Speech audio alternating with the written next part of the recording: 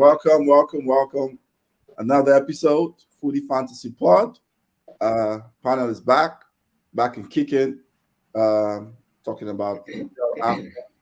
We'll start with our correspondent live from Mulembe, Mr. Itata.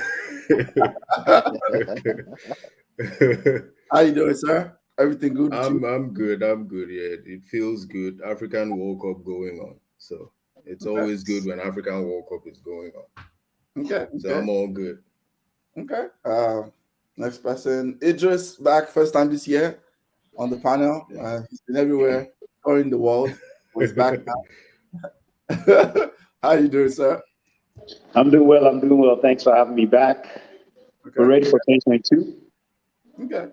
Last part of the FootieFantasy team, Mr. Ola, Liverpool. They're working alone, Title race. In second place, walking alone in second place. We're not sharing that spot with Chelsea again. We're taking that second place. Comfortable second. Solid second, right? Solid second, exactly. Good to be back. Okay. Today we'll be dissecting a couple of things. We'll start with AFCON. I think it's important. That will be our flagship tournament. We'll focus on a lot over the next couple of weeks. We'll focus mainly on favorites. What do we think so far? We'll talk about the EPL title race for sure. We'll talk about that. Is there even the title race? We'll have to talk about that. We'll talk about the Premier League postponements. There's been a huge controversy this week. Gary Neville spoken about it. Tottenham released a statement yesterday. North London Derby was postponed last minute. And we'll end with our regular weekly awards. Kudos and Donkey of the week. If you're joining us, you're seeing this anywhere you are. Please like, share, subscribe to the YouTube channel. You can see the window is going to be there. FootieFantasy. Like, share, subscribe.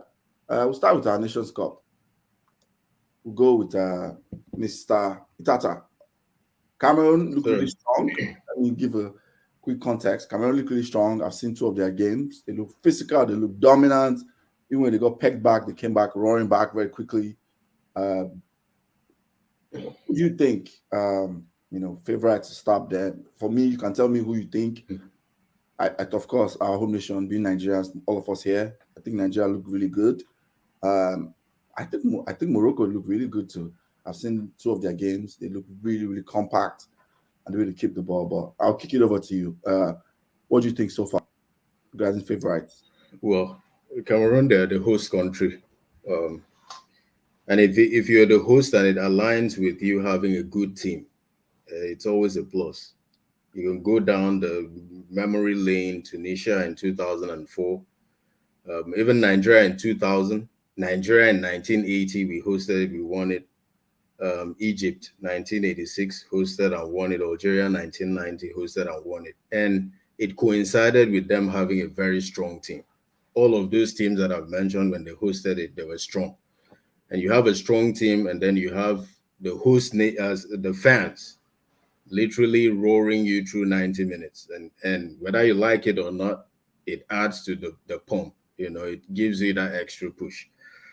So, but funny enough, the Cup of Nations will start when the round of 16 is done, because you can top your group and get knocked out. It's a dicey stage in this competition. So all of this talk of favorites should come after the round of 16.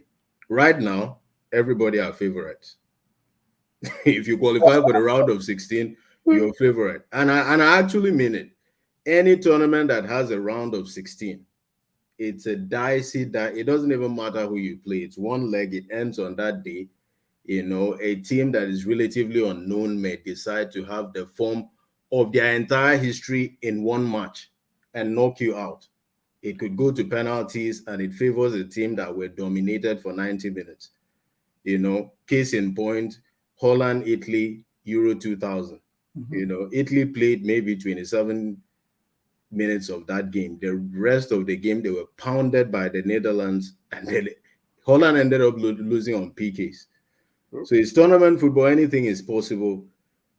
Based on form, Cameroon, they're favorites. Of course, the key to beat them is to put pressure on Anguissa. I don't know why nobody has tried that yet. Put pressure on Anguissa, it's over. That's what I think, because he's the engine of that team. Nigeria is playing well, but Nigeria, we love to romance with complacency. So I hope it doesn't kick in this time.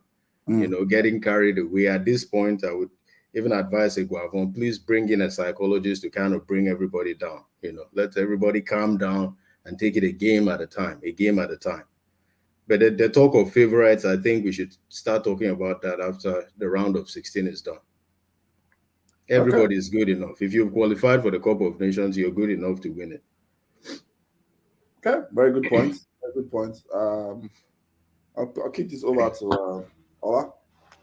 What are your thoughts?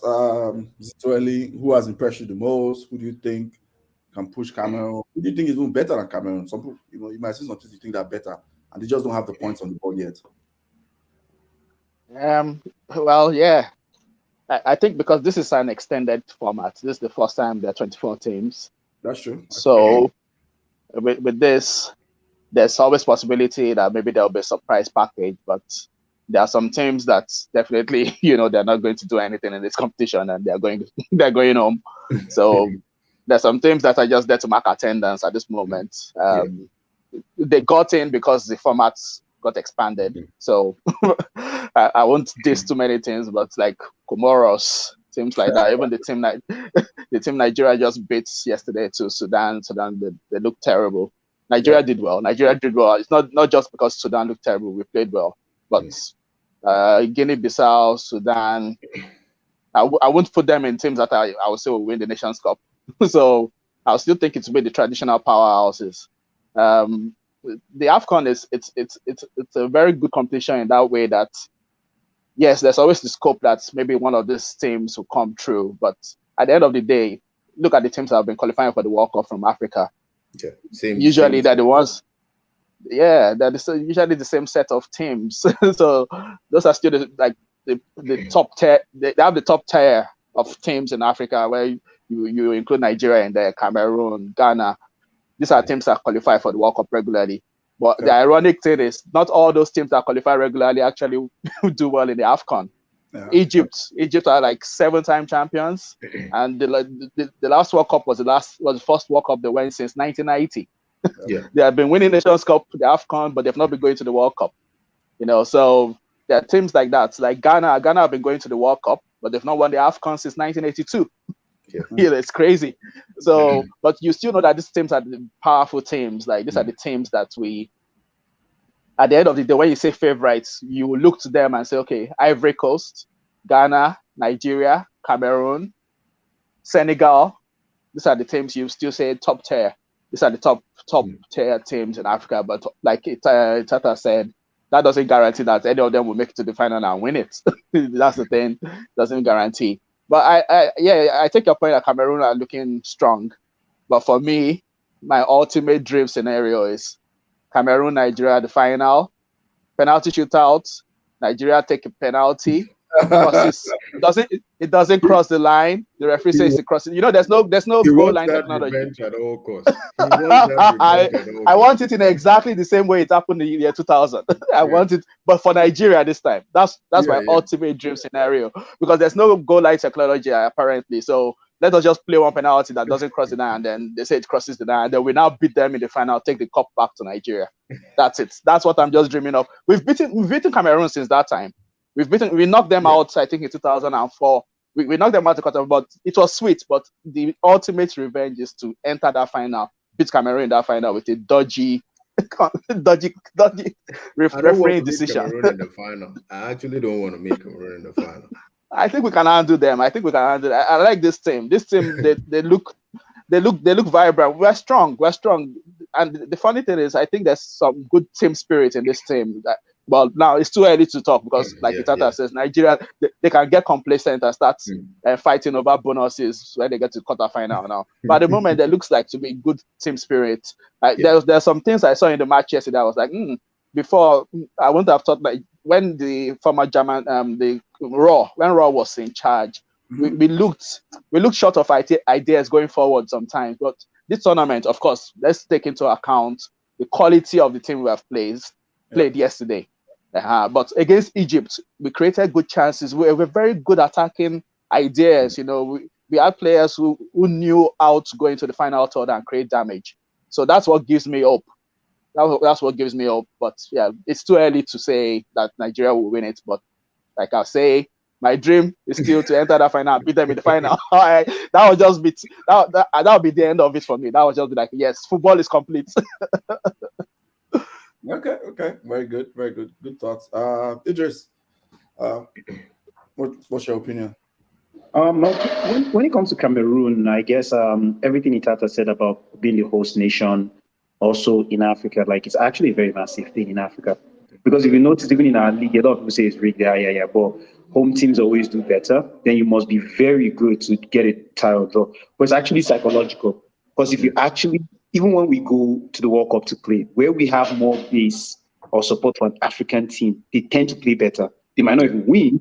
It's just the expression of the way to play their flair and stuff like that. So home advantage is massive.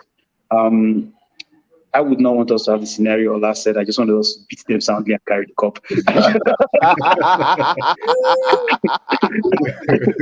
There's too much hypertension football right there, man. Like there's no emotional roller coaster. Just get out of the way and just move. That being said, though, talking about the format, I'm actually very proud of CAF in this scenario. I must say that, like, having Sudan play Sierra Leone, we were just laughing about the scenario that happened today with the Ivory Coast goalie. For Sierra Leone getting a tie, they will forever remember this. Like, imagine the amount of kids, like how we had a connection to 94 and 96 set, right? It's how those kids will have with these Sierra Leonean teams now. And they would see AFCON as like, we should be here.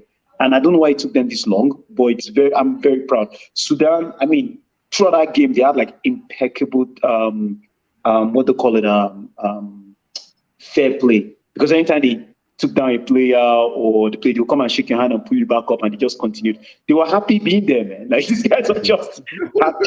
Yeah. So even if we use them, at likes of Cameroon and the Big Five use them as morale boosters for the next round, from what I'm seeing, it's good long term. Now, anyone like Egypt that did not see the opportunity now, well, good luck, right? At the end of the day, in terms of using all these guys as morale booster before you enter round of 16, because as Tata said, round of 16, doubts will be cleared. Right. That is when reality sets in. People back their bags and go home. Bonuses will kick in. We'll be beating referee. All this nonsense that we are doing right now is just like, we are shouting. Round of 16 will come. Everybody will be going to their father's house after. So yeah, when it comes to that format, and the participation. But because I think Cameroon is always going to be a favorite, but I wanted to focus more on Nigeria. I mean, what I saw most from the Nigerian team, honestly, I'm very proud of Augustin Guavon. I mean, if you're not Nigerian, if you're not black, if you're biracial, I don't mean to be rude. I don't mean to say anything wrong, but this is for the culture. I like to see black coaches have a way through, and nothing against Granite Raw. He did a good and awesome job, at least in building what we see today. Bring a few brothers that probably wouldn't have played for Nigeria, convince them, give them some kind of like, there's always something negative about Nigeria in culture. Talk, like, I mean, and for me, it's like, I believe strongly, it is on us to do for ourselves, to be able to show. And Granite Raw and Pinnicky have done a good job recruiting, including the likes of Joseph Yobo and Eguavon, who have always been around the peripheral doing this stuff. Let us be honest, some of the best moments in Nigerian national teams have been won for us by Nigerian coaches. Siasia and Amadou Shuaibu. Shuaibu has been the best. Like, I'm not sure if the best, but Stephen Keshi matched. Stephen Keshi also matched. So for me, I don't understand. I don't understand this logic of he had to be a foreigner taking these jobs, man. I'm not feeling it, because honestly, I've watched Granite Raw's team and I've watched Eguavon's team. We play direct football. We know this. This guy, they know what they are doing. If we get beaten, it will just be like, okay, fine. We lost some players coming in to the Nations Cup, either for COVID, their clubs did not release them. Because this is not our first full team we wanted. I think we lost like 3 or 4 solid players. So fine, we can use that as an excuse. But if these guys get to the semi-final, to me, based on how they got here, COVID and the times, they've done a massive good job. I'm seeing the way they played. I'm pretty sure they will play to the very end with everything they got. So in my opinion, when last did you see a Nigerian coach as ICIC's team play with such clarity? Mm-hmm. You understand? That's like what I mean. Clarity. You knew this. You could see what they were doing. It was very clear. It was 4-4-2. They were not complicating issues. They kept possessions. At all. They played well. At all. They were not. They did not even means. They did not joke with whether it's Sudan, whether it was Egypt. Yeah. They managed Mohamed Salah. Something Chelsea cannot even do. You understand? These are legit things, man. Because sometimes we don't give our own credit. We are always looking for something foreign. We don't give our own credit. He did a damn good job. So for me, I'm actually happy with what I saw. It's just I'm worried about Nigeria playing devil football, as we say in Chelsea. Just be missing chances left, right, center, as if you are mad. And then it's just high stake rubbish. That's what we're calling it in Chelsea now. Like haram football. Like what the hell is this? Just out here losing 10, 4, 15 chances, and you're like, what? From Saturday to today, we are doing the same rubbish. So that's what I'm worried about Nigeria for. But all in all, I'm happy. Okay. Yeah, very good. Good point there. If you look at the Cup of Nations and historically, if you look at African teams that play very well, it's usually the indigenous coaches. Mm-hmm. So I don't know why the African countries keep bringing it. I mean, like he said it, there is a difference when a coach stands on the sideline and say, go ahead, mark him, don't let him pass. And there is a difference with mark him, no green, make him move. It's two different things, right? Two different things, you know. There was a scenario I remember because we used to blame Onibide for just sitting there as a school teacher and not talking. Maybe that was his generation and where they did things, right? Eguavon is on the sideline. There was a moment I could remember. The ball was supposed to come left, and was he Ndidi turned the ball and went, and he freaked out at Ndidi that this guy is already open. Don't be wasting anybody's runs. Like slow, and get the ball back in the middle. And I was like, actually, there's a plan. Even if it doesn't work, there's a plan. That's what I meant. Yeah. It's an improvement. But remember the last World Cup qualifier before we made it to the playoffs, and we played Cape Verde. Man, that was one of the worst games I've ever watched. Not just for Nigeria, like we were so bad. We scored like in the first minute and they equalized like 2 minutes later, and we played terrible football that day. Terrible. And I was thinking, compared to what we are playing this tournament, man, I was just like, that's why I was saying that the clarity is there. That's the attacking play. You can say that this team, yes, they are being coached properly. They know what they are doing. They're not freestyling. I'm not even worried. Like when he even dropped Hamid Musa and it was being, the guy is not like, he's just like, so he's functional. I mean, what's his name? Simon Moses came out, and right off the bat, Kweze came out, and what's his name? Not Simon Moses on the right. Ejike. The first game. The first game. Ejike. Same. Like there was no like missing a beat. He will be second game. He will be comes in. When they attack, you could just tell there's a plan. They're visually coming. And now none of these guys are taking any prisoners. Ekong looks like he's not even a light skinned brother. Ekong looks like an albino. They are just beating people at the back. They are not joking with all this nonsense. So it's impressive to see. So it's actually impressive to see. Give the brothers a chance. Support your own. Criticize clearly as you criticize another person, because we are of age. Like our peers are the ones running institutions. Our peers are the ones making policies and implementing strategies. So we should be able to hold each other accountable, even if we disagree ideologically. Right. But we should also be able to give each other our flowers when somebody's doing well, even if we don't agree with them. And this is about this time. And I hope he gets to the semi-final. And I really hope we are not supposed to be going out. Like if a foreign coach comes in and is qualified, fine. Oh, no, it's coming in. Yeah. Sorry, Idris. Sadly, that's the sad thing. Eguavon is not taking us to the World Cup. Because they went to listen to Mourinho. They went to ask Mourinho, who do you advise? And Mourinho advises Jose. I've forgotten his surname. I can't pronounce his surname. So they're bringing in a foreign coach already. It's sad. They're not giving. I was still saying this in the Facebook group yesterday. That why did we panic? Why did we panic and just go straight for the foreign coach? Why didn't you wait until after the AFCON? Let's see what Eguavon does and then evaluate from there. Next thing, they just said, no, we're giving it straight to this man after the AFCON. I felt bad. I was still saying it like a couple of days ago. They didn't need to panic. Just wait till the AFCON is over. Let's see how Iguavon does, you know. But it's sad. Now after the AFCON, it's gone. The good thing is the contract is not signed yet. Oh, it's not signed yet. Yeah, it's not signed yet. So okay. I don't see it. Yeah, it's not signed yet. It's not signed officially yet. It doesn't make sense to me. I've said it over and over again. Yeah. If Iguavon makes it, it doesn't even need to make it. If he makes it, in my opinion, we have to also put a benchmark on him. Let's be honest. As much as we're happy about the fact that a brother or a local person is doing a good job, if he makes it to the semi-final, in my opinion, he should be taken to the World Cup. And officially being the technical director, because he's the technical director, let's be honest. Technical directors coach. Should we have a poor running in the World Cup? There's no problem. He goes back to his technical director role because we can identify he knows what he's doing. It might just be so hard. Now, get a coach. You see what the foreign coach has done to our brother?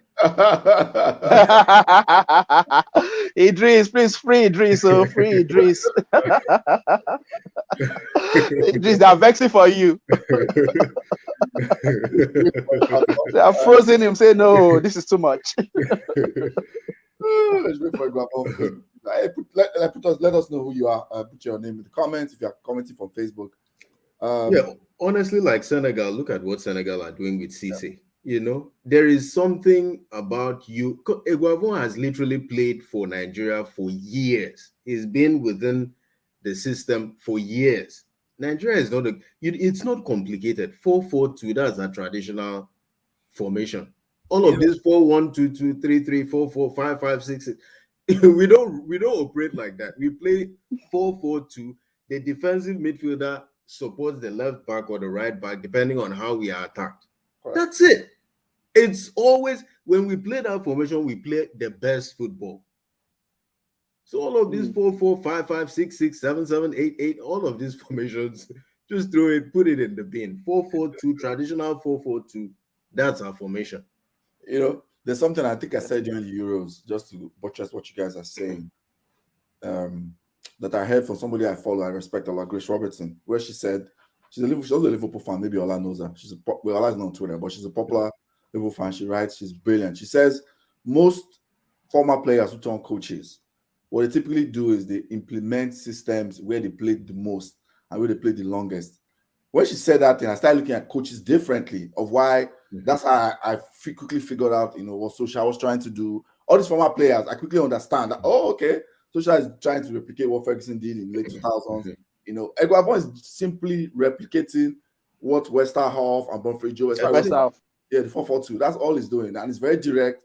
Playing wingers, the wingers stay wide. Yeah, like the old saying, they say chalk. Make sure the chalk is on their boots. They stay wide.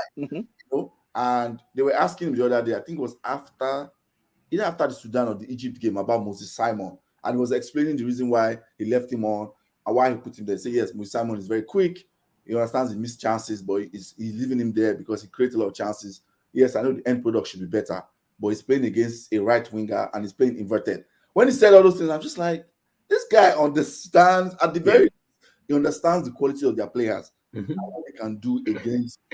So I was like, let's give this guy a chance, I think, because this guy has a clear system in tournament football, like I've always said so many times. In tournament football, sometimes the most simplistic systems are the ones that usually win. There's a reason why, like I said, France won, England went that far. The most simplistic systems is typically what usually wins in tournament football.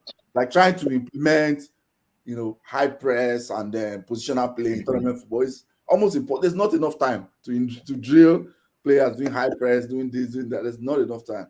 So I think Iguavon should be a try. Idris, you want to finish your thoughts before you went off? Oh, sorry. No, thank you. My system just shut down on me on the update. So my apologies. A Portuguese is loading over the web today, and you were talking against the Portuguese coach. So it's like, but I'm with you guys, man. Like honestly, if he makes it, there are many candidates that are ready, man. There are many candidates that are ready, and we need to give them the chance to do their job. and the NFF actually sends some of these coaches as attaches to other clubs. So it's not like they just leave them to their own device and they're not like they're well educated. Just give them a shot. Right. And if you want to put a draconian parameter for them to like meet it, no problem. But give them the support that they need and let them just go out there and do that job.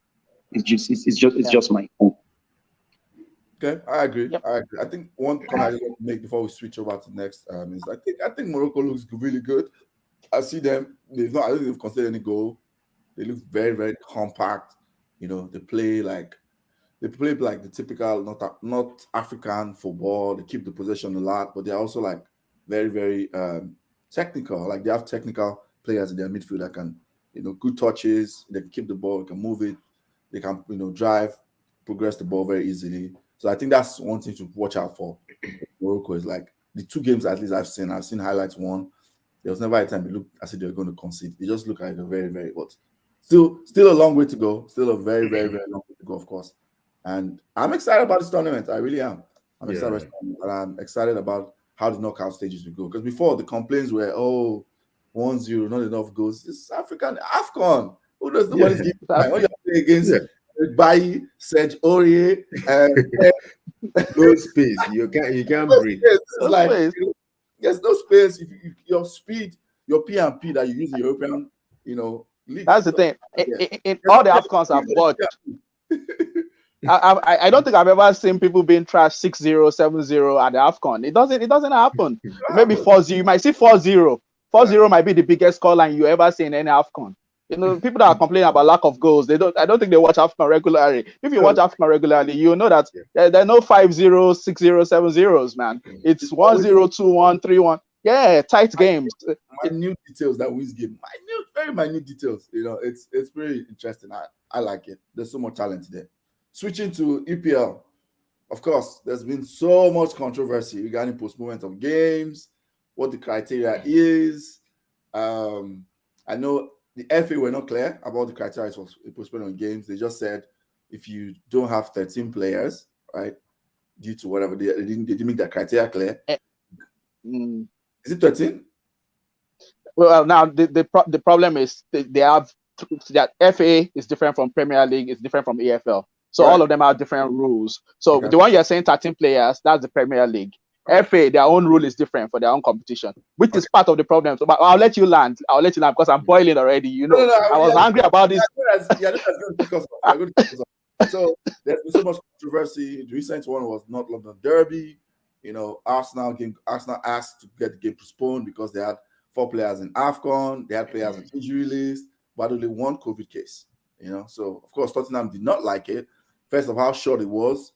Then 2, they felt, the Arsenal tried to sneak it in when other teams, i.e. Chelsea, Leeds, for example, played like the other couple of games ago. I can't remember what week was that. They played all kids and had only 4 first-team players available, and they're under 23 were on the bench. And they had to play the game, went ahead. They didn't ask.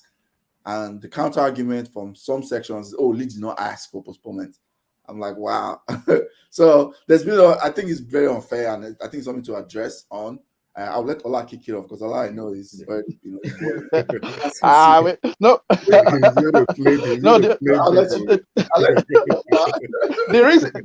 The reason why I'm passionate about this, and we on this show 2 weeks ago when EJ hosted it, we talked about this already. We're already ranting about this, and the reason why we're ranting about this is we say already they're jumping in with Liverpool false positive. Let me start with that Liverpool false positives. Okay, please answer. The thing is. Oh, no. The thing is, many of these clubs are not even transparent enough to admit that some of their players have tested false positives too. It's just that because Klopp said it, that's why people pounce on Klopp. And that's one of the things we were saying 2 weeks ago when this thing started. We said teams were not being transparent, and Klopp was complaining at that time too that, look, clubs are saying they have COVID cases, but they're not giving details. Yesterday or 2 days ago, Pep said, they had some COVID cases. They asked him what about the details, who is positive or not. He didn't say. And that's true. Legally, they're not obliged to tell you who has COVID cases. They're not legally obliged to tell you. So, and some of those cases too would have been false positives, but because they don't tell you, you won't know. Now, going back to my former point of from 2 weeks ago when we were on this program talking about this, we say EPL is the best league. Many people say it's the best league. That's why we hold them to a high standard. That's why people like me get angry. And when we say that, how can you go into a competition and you don't have the rules in place for this kind of thing? You know, COVID is a thing, but you never had any proper rule in place at the start. It's only when people started manipulating things. That's when they now said, okay, let's bring a rule that says if you have 13 senior players and a goalkeeper, you play. Now the problem in England is EFL, which organizes the League Cup, has different rules for its own competition for postponement. Premier League has different rules for its own competition. FA Cup has different rules for their own competition for postponement. Oh, wow. In one country, 3 different competitions have 3 different rules for postponement. And now I'll give you the scenario that where all this nonsense really started. Spurs that are getting angry now, they should be one of the last teams to get angry because they had like a 3-week break in December that they were not playing. And now they are getting angry. Why are they getting angry? Teams were getting games called off in December. Many teams, even way before like the Omicron variant really started having a lot of impact. Teams were getting games postponed already. Now we're saying that the Premier League is one of the best leagues. Go to look at the league table in Germany. Go to look at the league table like in Spain. Almost all the teams have played almost the same number of games. Look at the league table in Premier League. Burnley have played 17 games. Maybe Watford have played 19 games. Man City have played 22 games. Liverpool have played 21 games. The whole table is compromised because teams have taken advantage of the situation because the Premier League were not clear in the first place. Now, when we're talking about this 2 weeks ago, we said what happened to Arsenal at the beginning of the season. Arsenal had some players out with COVID, but the Premier League said no, they have to play. And Arsenal fans have been holding that grudge since, and they are right to hold that grudge because you told them to play. Then when it got to December, you started giving some teams time off. You say, okay, they don't have enough players. And what now really, really is annoying is people like Gary Neville and Carragher. They were not saying anything 2 weeks ago, 3 weeks ago, when United were getting games called off. When Liverpool too, we had a game against Leeds. Leeds called it off. These guys didn't say anything. Then yesterday, when Arsenal wanted to get their own game called off, they started saying, no, this is getting too much now. This is getting too much now. Okay, to be fair, Neville and Carragher said, okay, they should have said something 2 or 3 weeks ago. Then that's why people like me should have been in the job. We should be in the job in Sky Sports because we were already saying it 2 or 3 weeks ago. You people didn't say anything. You didn't say anything. So what are they paying them for? All these people are saying top pundits, top bodies.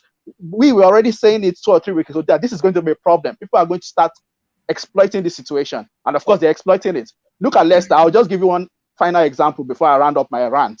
Well, Leicester are the worst for this. They are the worst. They had a game against Everton around December 23rd or something. They got it called off. They said, oh, we can't play because we don't have enough players. They called it off. Then they managed to get enough players. They played. And when it got to FA Cup time, because FA Cup rules are different. FA Cup rules are if all your academy players are fine, you must play or else you forfeit. So Leicester, because they knew that they didn't want to forfeit the FA Cup tie, they played. They had enough senior players to play that match. They won it. Less than 24 hours after playing, they applied to Premier League and say, Premier League, we cannot play our Premier League match. You just finished playing FA Cup match. They now said, oh, we have players in AFCON. We have injuries. And this injury is because of COVID. They started making story that is the injuries. And then Premier League agreed to postpone their game. These people just finished playing the FA Cup with like 13 senior players. And then they started telling Premier League that they cannot play. Because they're exploiting the loophole in the Premier League rules. But in the FA Cup, they showed up because they knew that if they didn't show up for that one, they will lose the tie. But in the Premier League, they know that they can ask and they'll be given. Now, Liverpool's case was, oh, okay, they tested players. The players, the positives came up. And when positives come up, you have to inform the health authorities that you have positives.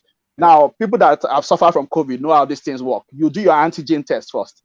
That antigen test is not like 100% conclusive. They still have to do a PCR test. So Liverpool did antigen test. Now, even in Spain, in Germany, in Ireland, where I live, there have been many cases of false positives because there was like maybe a defective batch that was produced or something. So Liverpool at the first round had a lot of positives there. So they had to, 2 days before the match against Arsenal, they said, okay, we can't play because we have a lot of positives there. They have not done the PCR test by that time. So they sent the test for further PCR tests, and then it came back as, oh, actually, these are false positives. But by that time, it was too late because the game had already been called off.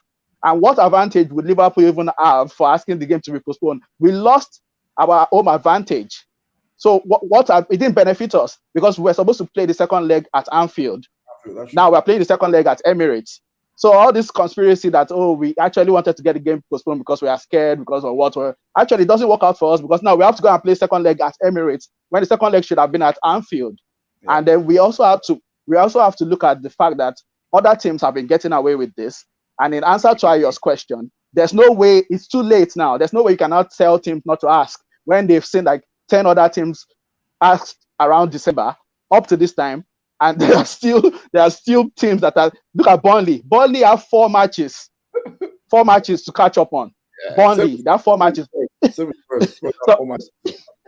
It's crazy. It's crazy. How can you have a league where some people have 3 matches to catch up? Some teams have played all them. It's not, the integrity is compromised. And this season is the kind of season you should put asterisks.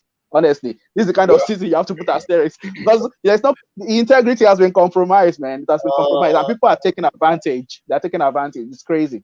Asterisks is I agree. We should put asterisks. So if Arsenal make top 4, asterisk top 4. That's what we call it. You're going to see this. Yes, whatever. Asterisk for you guys. It doesn't count.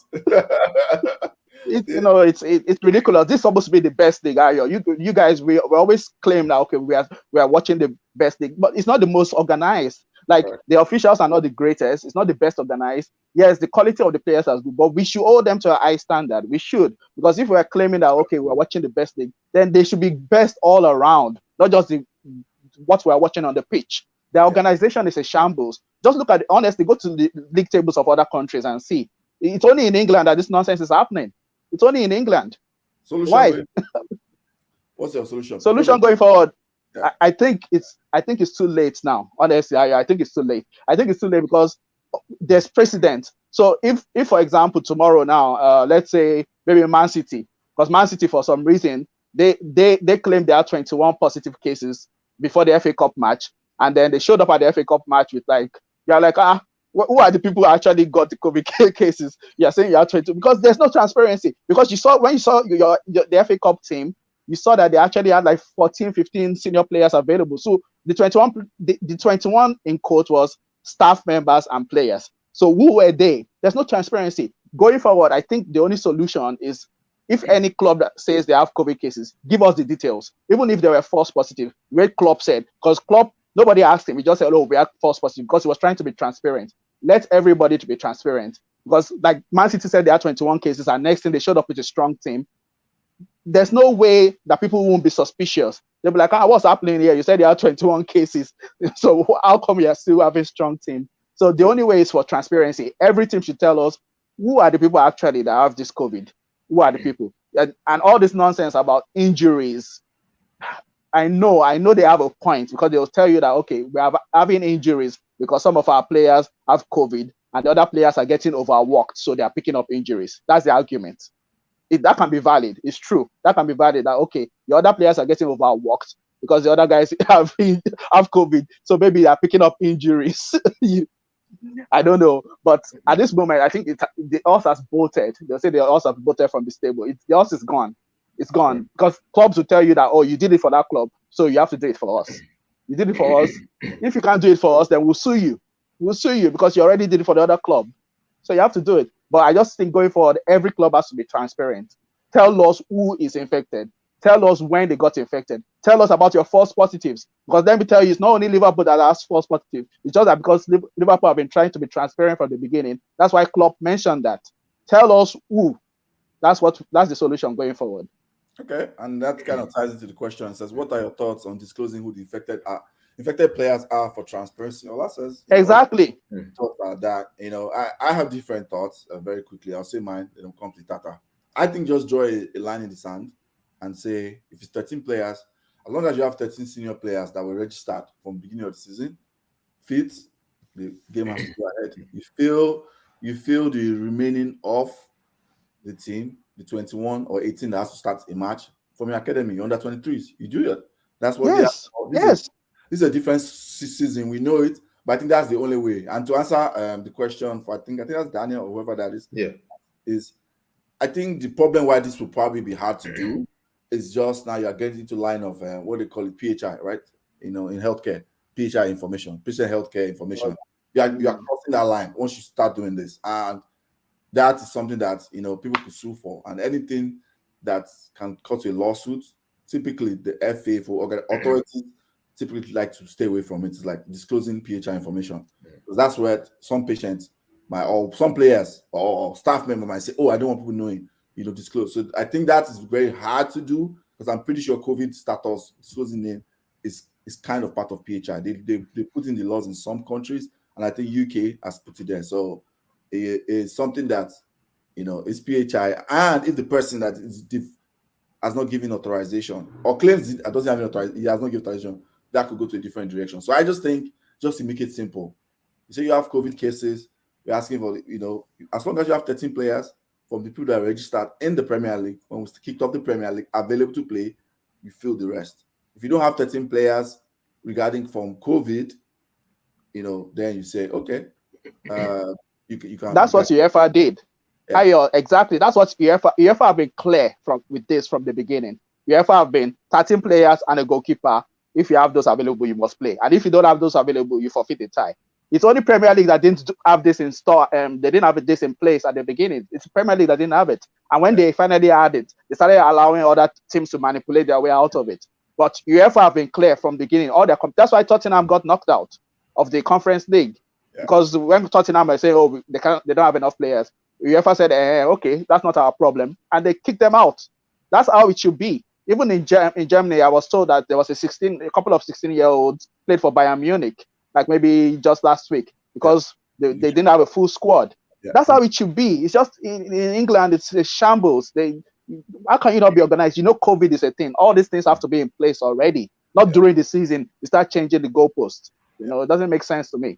Yeah, and I guess to add to it, I don't want people to forfeit. It's okay, you don't postpone, but teams have to be ready. What's going to happen down? People like Burnley and Spurs are going to end up playing 3 games in 1 week, 4 games in 1 week. It's coming. That's what's going to happen. And then they're going to complain about the time, recovery, all of that. Injuries are going to happen, but they have to deal with it. It's just what you have to do. Tata, what are your thoughts? Before you say your thoughts. So in the Russian League last year, a team fielded all under 21s. I remember that. Lost heavily, but fulfilled the fixture. Yeah, I remember that. Yeah. Tata, what are your thoughts? Yeah, I think on one part is something I would call, like Ola said, organized chaos. This is how you organize chaos and package it and present it to the world. And the other part, on the other side too, it's almost like it's a power tussle where the EPL are focused primarily on proceeds because it's a money-making machine. And the FA is like, well, you can make the money, we can set down the rules and show we are a more competent body. I think it's just a case of power play. They should all get in the room and establish something, have a line in the sand, and, just have everybody, kind of conform to it. They're acting like COVID came last week. We've had 2 years of struggle. Exactly. At this point, you should be able to, deal with it. So I just think it's just high level of incompetence. One, it is focused on power and a deliberate package of chaos to feed us with, which I don't agree with. And at this point, it's there likely wouldn't be a solution. It would be everyone pulling heavily at their ends. Premier League saying, "Well, I have the power to do this." The FA would say, "I have the power to do this." They'll pull it at extremes. And it's just going to be catastrophic in the end. Yeah, I agree.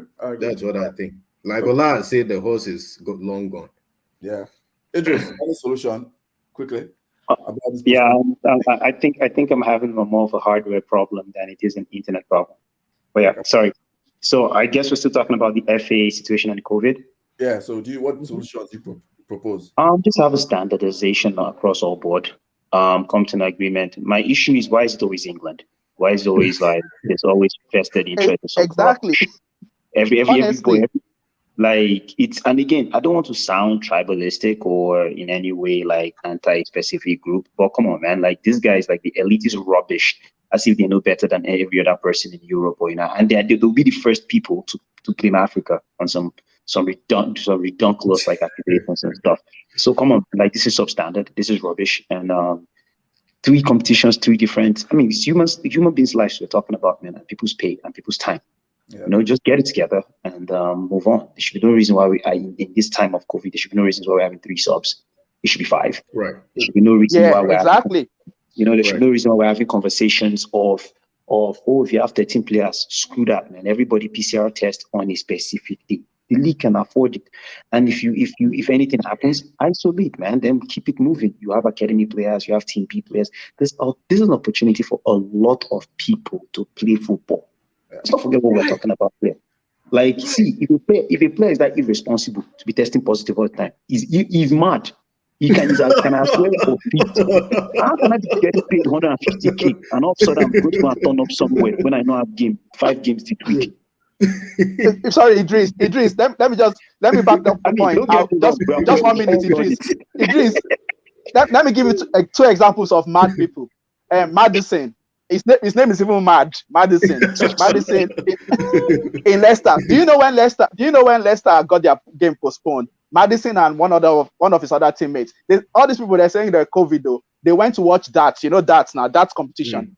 Yeah. They were caught watching darts competition with crowds. And these people got their game postponed. And these people were out enjoying themselves watching darts. Madison and one of his other teammates. Could you imagine if I was a TV broadcast company that paid money and you now have to go and watch that? Are you mad? Like, there's just so many things. Like, everybody's acting like they have freedom. Come on, man. Like, let's stop all this rubbish. If you don't want to play amateur league, God damn for your side. If you want to be a professional, it comes with rules and regulation, man. If you want to play with your paycheck, no problem. Play with your paycheck. Nobody's stopping you from playing your paycheck. So all these things, honestly, we need to just standardize it and stop being hypocritical about it and stop having stupid ideological conversations about these things. It's money, it's business. And this is an opportunity to actually extend it for other people to come in. Let the young boys play. Let them come in through. And these idiots, they're all going to come out and be like, oh, the players' life, the players' health. They don't really care about the players' lives or the players' health. Let's stop having this conversation at one. If you truly, truly care about the players' health and life, then you have 5 subs. Then you include the academy, the U23s into the league because then we can see them. Then you actually pay the boys at least some form of like, okay, your U23, we can't pay you like 40 grand, 50 grand a year, but at least collect 10. To be somebody because you played in the Premier League, you understand? They will come up with policies. They know how to share money when it comes to social issues in their country. But when it comes to football, everybody's head seems to be upside down. So I don't care. Very good point. Okay. And also, as Idris has said, you have all of this club bragging, have you seen City Academy? Have you seen Everton's Academy? Well, this is an opportunity to play them. That's it. Mm-hmm. Yeah. Play the players if they're so gifted and good and you're bragging. Let them come play. Everyone who is a superstar today is born out of an opportunity that was given on one day. That's it. Yeah. Let them play, man. Play the kids. Let them have their moment to shine. Let's take quick comments. 5 subs, we have guys like Shondai crying. I agree. LOL. And that problem is we have all become desensitized to COVID because of the frequency of cases. That's a very good point. Very, very good point. And to buttress what you said about, to play kids, let's think about this. Like, various scenario was like what happened to Chelsea, right? They got banned. Imagine if Chelsea had the power to say, hey, we got banned. Oh, like, can we take let's ask for a scheme. What did they do instead? They found a way. I know they were stuck with it, but they made it count. They didn't just play they brought kids in, they played the kids, they were forced to play them, but there were some places that they were not. And Lampard, for his benefit, brought those kids in. Look at them now. They are, probably one of. Sorry to talk over. I apologize to talk over, but I just wanted to add probably one of the most accidental blessing ever. Correct. Because the coach was inexperienced. Yeah, in my opinion, one of the most best offensive coaches I've ever watched, but doesn't have sense in the back. But all the boys played. Yeah. And what did Chelsea do after that? The moment the ban was done, backed as a crack addict to what we do, just flood the money and start flipping out the boys. And so the point I think is like you said, by accident, if some of these clubs play some of these players, you can get some talent that will just they will come and they will rise to the occasion very quickly because by Right. accident the opportunity is there and they will take the opportunity. You know, you only make 100% of the shots you shoot, right? Like they say in the NBA. Let's move on to title race conversation. We're going to stay with Mr. Idris. Yeah. I know there's no title race. City. Next question. Kevin De Bruyne did them strong thing again. Bro, let us see. There's a point where you want to go and shoot your shot at a babe, and you know it is 0.5%. And as you reach there, before you even open your mouth, they said no. Just keep it moving. You don't let it ruin your night. Right. You don't discuss. Like You just go. you're not even there. You That's act like it. you're not there. Even you can just act like you're waving somebody. Hey, what Are you talking from experience? maybe not. I don't know. I cannot tell. Keep it moving. I mean, the only thing I'm going to add to that, boss, is here's the thing. We've made fun of Pep Guardiola. We need to give him his flowers. Yeah. Period. He's turned the Premier League into a farmers' league. Straight to heck up. You know, we can say the guy spent money. We can say the guy. Most of the players he bought, most clubs will not buy those players. Let's not even joke. Let's not. Ferran Torres. It's not until the boy came and lit up and boy said, I want to go back to Barcelona. They sent him. Who is buying Ruben Diaz? Name one. We are buying fridges, Mumu players for 80 million. That's what we are going to buy across the Premier League. Cahill. That's what we buy. Let us not come and lie to each other here that we're going to buy some Rolls Royce player like Liverpool did with Van Dijk. And that's because Van Dijk was in England and they saw him. Correct. So they raided their feeder team in Southampton. That's the only thing. To be very honest, like when it comes to the Premier League, I think the next three teams, the drop-off is massive. And I don't think it's even based on talent. I don't think it's talent alone. I really think it's the system and how far drilled in. How far drilled in the players, the coaches, and the job the coaches have done. They're well. Oh, can you guys hear me? Yeah, we can hear you. Yeah, they're so well drilled in that we need to just give them their flowers. I think Liverpool and Chelsea, Liverpool good fight in the last 2-3 years. But I think we are kind of like 2-3 years behind Manchester City. That's just the truth. That's the truth. Chelsea yesterday proved to me. I mean, sorry that I was. If you saw my post now on the Facebook, those guys are giving me acid reflux. I watch the county. I'm feeding me pork and rubbish when I'm watching ball. It looks like haram football, so useless rubbish, you know. And they call it Satan football sometimes. I see it on Twitter. They call Tuchel's football. They call it Satan football. Satan football, man. Satan football, man. Because let's be honest, right? I took an opportunity, and I know those that like say, okay, Idris is pro Lampard or Idris is Sarri out. No, I've actually repented. There's certain things I also accepted. Like maybe, okay, this person was here for a short period and a transition, and this other person's here for a short period and transition. Here's the thing. All the coaches had the same problem. Finishing. And those last two coaches, Lampard didn't have that, but Sarri had Eden Hazard. We had no idea how efficient that guy is. He might be crap in Real Madrid, but stats proved that guy was responsible for 50% of our goals, assists and scoring. And that's after Cesc Fabregas left, which means we've had this problem about scoring, hence the Satan football, creating chances, not scoring. That being said, we spent a lot of money. We spent more money than Liverpool. And once Chilwell got injured, the drop-off from Chilwell to Alonso is just too huge. You know, when we get into our December flux where everybody starts to act like they're high school lovers, like today they're not happy, tomorrow they're happy, they're on form, they're not feeling themselves. Rubbish play, like useless behavior. They did it with Sarri, they did it with Lampard got fired, they're doing it with Tuchel.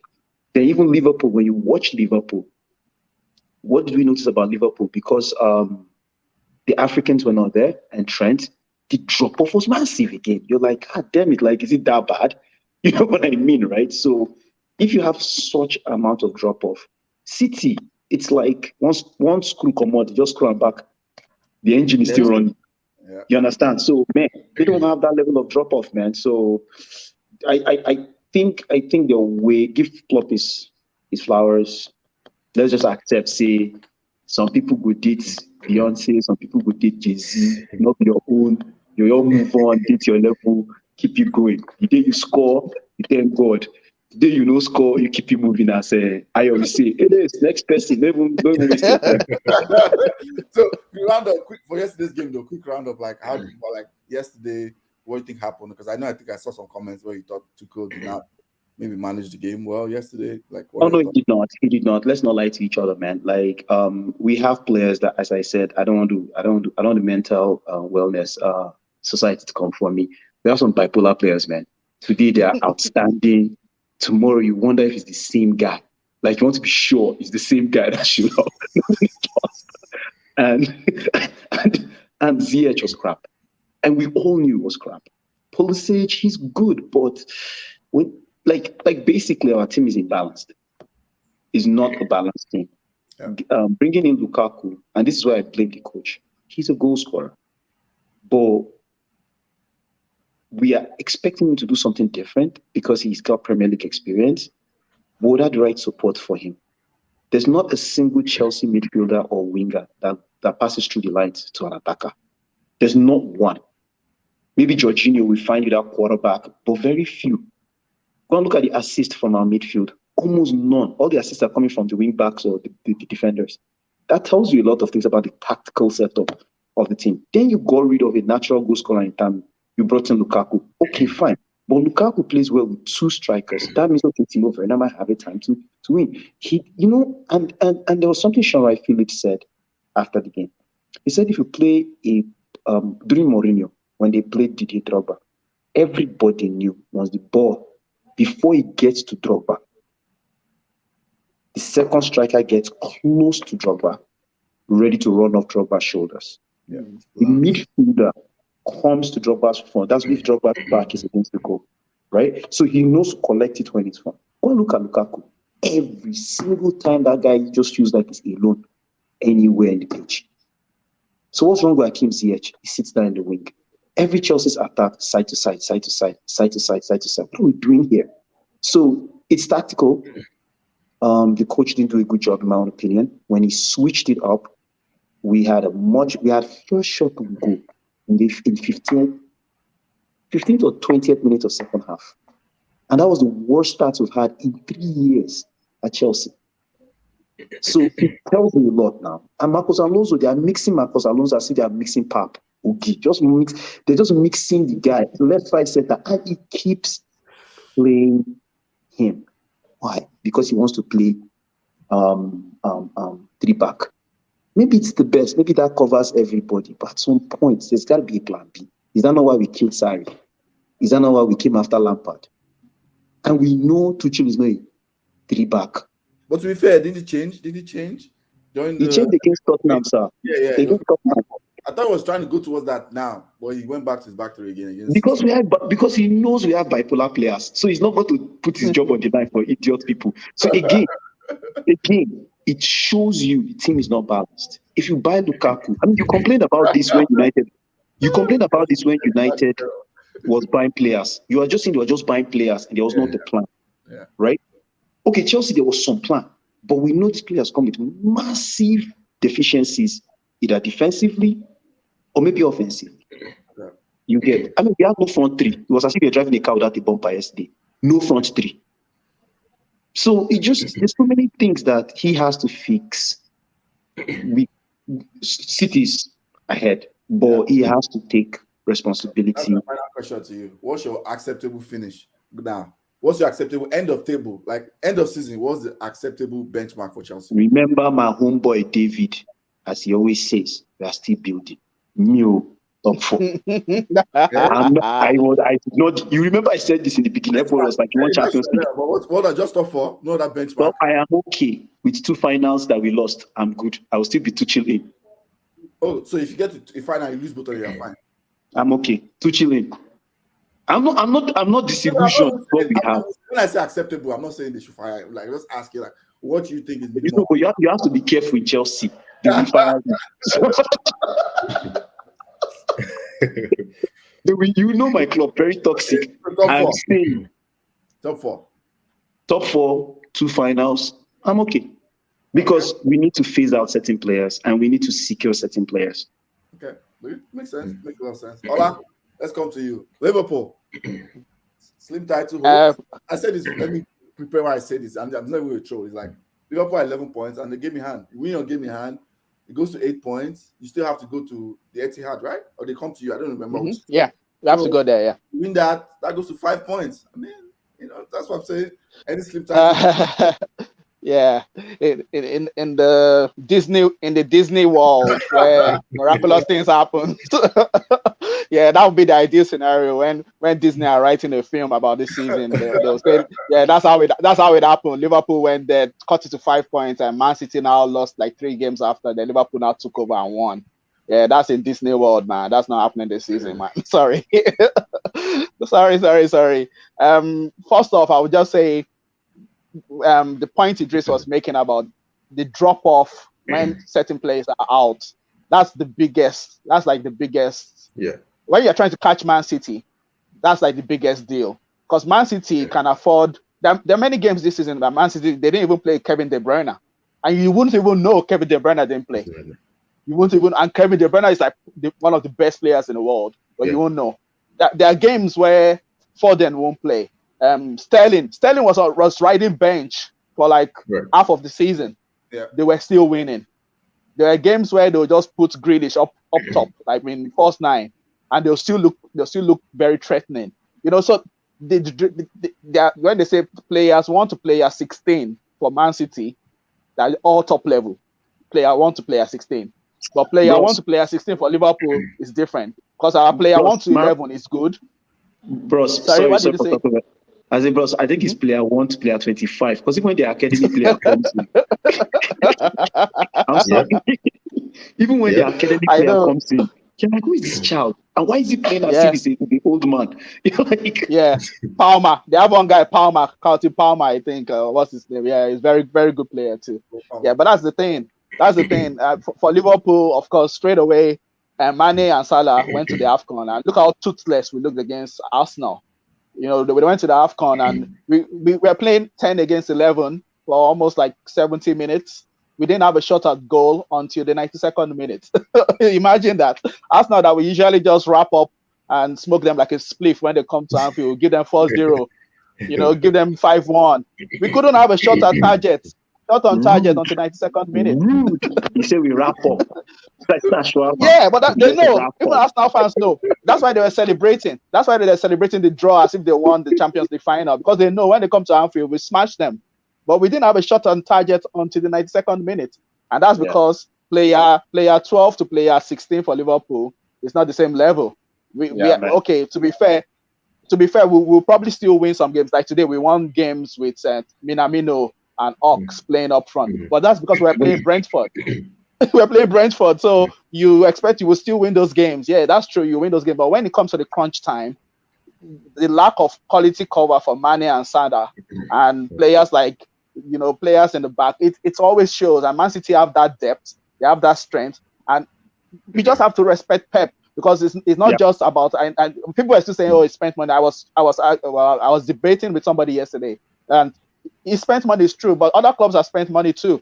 And the consistency, he has just consistently raised the bar. The bar is just so high now. You can't draw again. Before you could go to Spurs and draw, you were happy. You go to Chelsea and draw, you'll be happy. Now we drew at Chelsea last week and we're sad.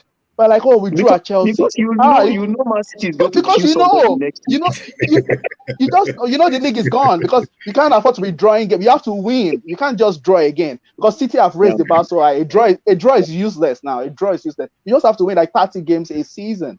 So and that's not just because of money. That's because Pep, like you guys have said, the system is so well drilled that like a winning machine. Now they've won 12 games on the bounce again, 12 games in a row. But that's normal, though. That's normal for them. You remember I think we were talking about this. We said we know City. They will start slow. Somewhere middle through the season, they will just rack up wins.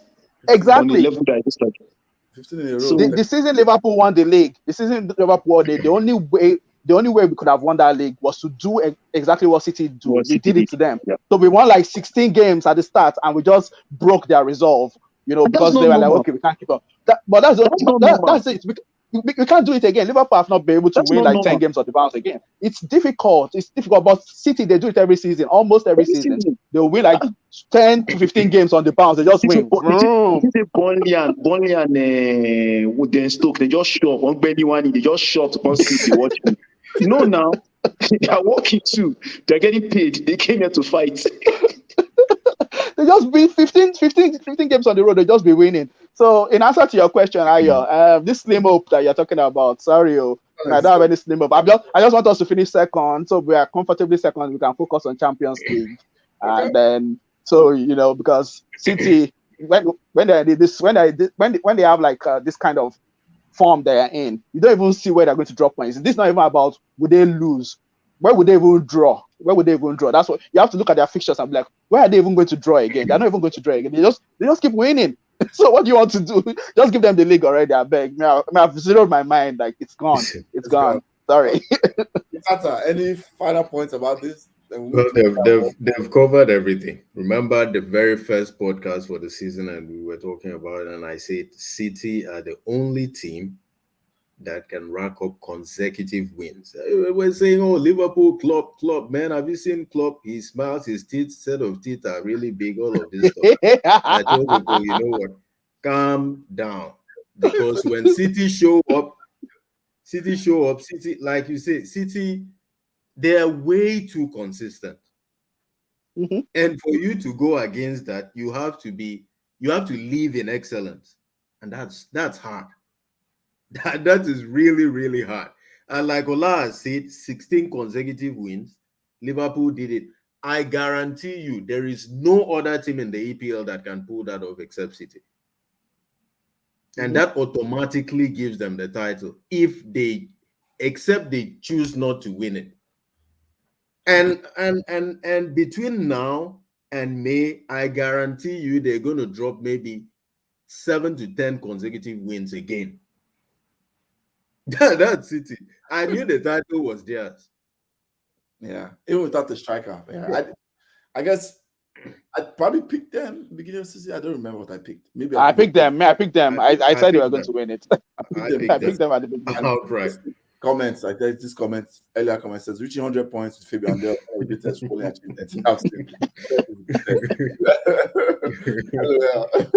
So yeah, I mean, just to wrap up that section and move on to weekly awards. Yeah, I think it's pretty much done, right? Right now, it's done. Battle for second and third, and battle for fourth. The Titanic battle for fourth between like 4 or 5 teams. So West Ham lost today, so that makes it interesting. Yeah, it does. It really, really does. It's like, wow. I saw that. I was like, to lead at home, even though they missed chances. We go to our Kudos and Donkey of the Week award. Leads us into it. Itata, do you have who your Kudos and Donkey is for this week? Well, my kudos is actually, I'll break it into 2 parts. One part is for all of the players that were able to show up for the African Cup of Nations and just give us good football. The second kudos is for Cameroon. All of this talk of bad pitches. They've been amazing hosts. Have you seen the quality of pitches and the stadiums? Yeah. Wonderful. So my kudos goes to players, coaches who have made this possible, and Cameroon for being such a good host, providing all of these facilities we are seeing. In fact, the quality of pitches is better than what I saw at Copa America. I know it's hard to compete with Europe, but Cameroon they've really done a good job. Yeah. I'm not a fan of Paul Biya being president since I was in primary school, but they're doing a pretty good job. They're doing a pretty good job. And then Donkey for me it has to go to the Ghanaian defender Tete. I don't care how passionate you are, don't swing on anyone on the football field. Yeah, I think that was a bad look. I don't know, regardless of what happened, don't swing. The whole world is watching. You can maybe invite the person to your village and have villagers surround you guys and you can throw punches. But that was very unnecessary, just not being able to control your head at that point. And then my second donkey goes to the special referee between the game, a game between Guinea and Tunisia. Who decided to end the game at 25th minute. He literally ended the game twice when it wasn't even 90 minutes, and then decided to finally blow it at 89th minute and a few seconds. And we all, as football fans, know in football, 30 seconds is a lot of time. Anything can happen. So to deny Tunisia of the opportunity to keep fighting, I thought was just very irresponsible. Okay. Very good. Very good ones. Ola, you want to go? Okay, yeah. Well, for me, the same person is Donkey of the Week, and the same person is Kudos of the Week. But I'll just address Itata's one first. That Tete one, for me, it wasn't even the fact that he took the punch. The fact that he just took the punch and just zapped, he just disappeared from the pitch. And the referee was waiting there. The referee was like, tell that guy to come and take his red card. The drama was so sweet. The referee said, I won't leave this pitch. That guy has to come out from the dressing room and take his red card. That's what even annoyed me more. That, okay, you already took the punch. Own up to it. Come and you threw the punch. Come and take your red card. Yeah. The guy stayed inside the dressing room for so long, made the referee look. Eventually, it didn't even come out. Referee eventually had to give the red card in absentia. Just give him the red card in absentia because the guy refused. So that's so terrible. I think he deserves more than 2-match ban or whatever, because that was just disrespectful. Yeah. But they sent Partey to go and get him, but the guy refused to come out and take his red card. So for me, that's terrible. But anyway, I'll go to my Kudos and Donkey. Kudos to Granit Xhaka for systematically getting a red card, preventing Liverpool from getting a goal. And that actually helped us now, because after that red card, they just decided to go low block. And, well, I don't blame them. I don't blame them. When you're 10 against 11, you go low block. So I think that actually saved them that much, because before that red card, the game was open. Like, we were creating chances. But after that, there was nothing happening in that game again. So, yeah, kudos to him. He took the red card for the team. But I also believe he's a donkey. He's a donkey of the week, because he's an experienced professional, and that was like his 5th or 6th red card for Arsenal. And he's letting those boys down. I had said it before. I'd said it, I think, when they played against City and they lost 2-1 early this year. I put a post up about it. I said, this Xhaka guy is holding this Arsenal team back. He's holding this team. And lo and behold, Jamie Carragher was just saying that yesterday too, or on Friday. Was saying this. I was like, you people are just coming to our forum, they're just coming to take views and points from us, and then I'll pass it off as their own. But yes, Xhaka, I think he's a donkey. He's holding that team back. He makes irresponsible decisions. He's volatile. Somebody put a joke today. They put Arsenal versus Tottenham postponed, but they put Xhaka red card 38 minutes. Like, he's guaranteed to get a red card. He's guaranteed to do something stupid. Even when the game is postponed, my guy is picking up red cards, man. It's Xhaka. I just think kudos to him, but he's also a donkey. I think that Arsenal team, they are well off better without him. They are well off better without him, and I don't know why they didn't kick him out. I think he wanted a new contract. He got a new contract or something. They gave it to him. Oh, incredible decision. He doesn't deserve it. So that's it for me. Okay. Before I give mine, I want to thank everyone for watching. I'll put a viewing. Please, like you do, like, share, subscribe on all our social media platforms. We're on Facebook, we're on Instagram, we're on YouTube, especially our YouTube stream. Like, share, subscribe to it while you're watching this. And I'll give mine. I'll start with, so I can end on a positive note. I'll start with the donkey. My donkey of the week is Everton Football Club. They're my donkey of the week because you hire a manager 7 months, Rafa Benitez, from your rival. Fine, I don't really care about things like that. Okay, he comes in. There's a power struggle between him and the director of football, Marcel Brands. You fired the director of football just a couple of weeks ago. You give power to Rafa Benitez. You back him over player power. Apparently, he fell out. He falls out with players a lot. He fell out with as DA. You back him over that. DA goes to Aston Villa, puts in a very good performance against my beloved Manchester United. And he has won one game. So all this, you see that on the downward spiral. He has won one game in 13 games, but then you fire him now. After firing, back in now they're like, they don't have a director of football, they don't have a manager. They're just like directionless now. And you give him the power to sell a very, very talented left back to Aston Villa, who's supposed to be in principle, they should be your meetable rivals. And you sold to them. and you spent all this money. So I think that's the game I don't care. Everton Football Club don't know what they're doing, in my opinion. And At all. They don't. Directionless. My kudos for the week goes to two people.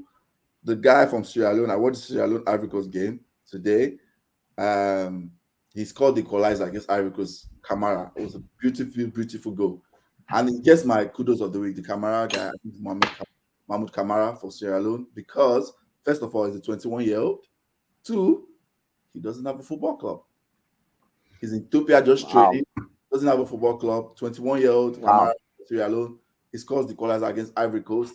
He has no football club. And after he scored the goal, you could see what it meant to him. He was actually crying while celebrating. That he scored the Nations Cup, doesn't have a football club. I hope somebody watches and signs him, because that guy, that finish, the touch, the move to dribble a seasoned defender like Eric Bailly and finish, top bins. He gets my kudos of the week. For a 21-year-old, doesn't have a football club, and is that confident of himself, and also shows what it means to him.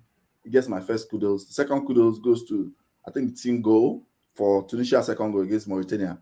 Kaziri. That's like watching, that's like standard, watching like highly technical. That could go as a champion. But that's not disrespect to AFCON. I love AFCON, but the technicality is typically, you see that in like European games, Champions League. Yeah. That's like a standard Champions League goal. That's like a goal that Messi, it's very similar to one of the goals that they show on Champions League highlights. Messi and Suarez, the MSN years. The goal, the guy dummies, Kazim dummies, he goes to the guy 1-2. He gives it back to the game, finishes. I'm like, I stood up and I was clapping like, yes, that's a brilliant technical goal. So end with that. Kaziri, the team goal for Kaziri, Tunisia, Mauritania, they get my kudos of the week. We've come to the end of the show. Everyone that joined us, thank you. Tata, our correspondent, keep the flag flying. Enjoy the match reactions from AFCON. And Ola, as always, thanks for joining. Watch out for all our content. Last content is back. FPL tips. For more content, just join, like, share, subscribe, everyone, and we're out.